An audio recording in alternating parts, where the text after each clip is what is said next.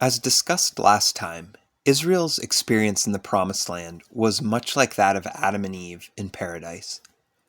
God divinely deeded Israel a wonderful stretch of land to be their earthly home, reminiscent of the perfect home he had created for Adam and Eve. But just as Adam and Eve had rebelled against God and been exiled from their homeland, so too was Israel.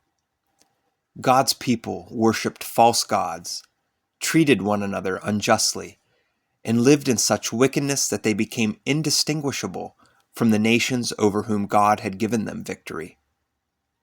God had once used Israel to destroy the previous possessors of the Promised Land because of their evil ways, and so now he used other powerful nations, such as the Assyrians and Babylonians, to punish Israel. God's people were exiled. His presence no longer dwelled with Israel. His blessing and favor was revoked, and his justice and wrath was unleashed. But wrath was not the final word. God used prophets not only to deliver warnings of impending judgment in exile, but he also used them to deliver promises of comfort and hope. Israel's exile would not last forever. There would be a day of restoration and renewal. And while these promises were directed to ancient Israel, there is also a deep sense in which these promises are for all of God's followers. The promises seem to point not only to a return of Israel to their earthly home, the Promised Land, but also to a return of all of God's people to their eternal home.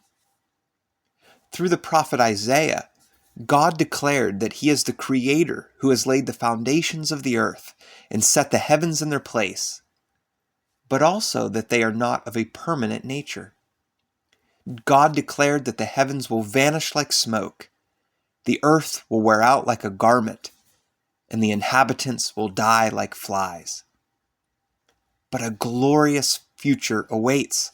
There is a day coming when God says he will look on the ruins and rubble that is his people and their land, and he will have compassion. He even goes so far as to mention by name the once perfect home humanity inhabited. The deserts will become like Eden, and the wastelands will become like the garden of the Lord. And he doesn't stop there. The ransomed of the Lord will return.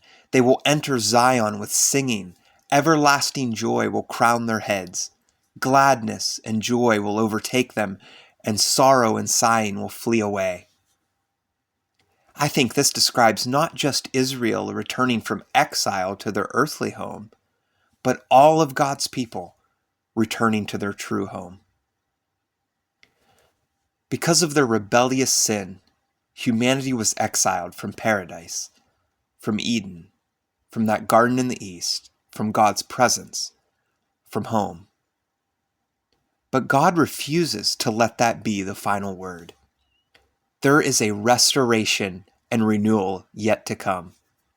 God's people will one day return from exile to Eden.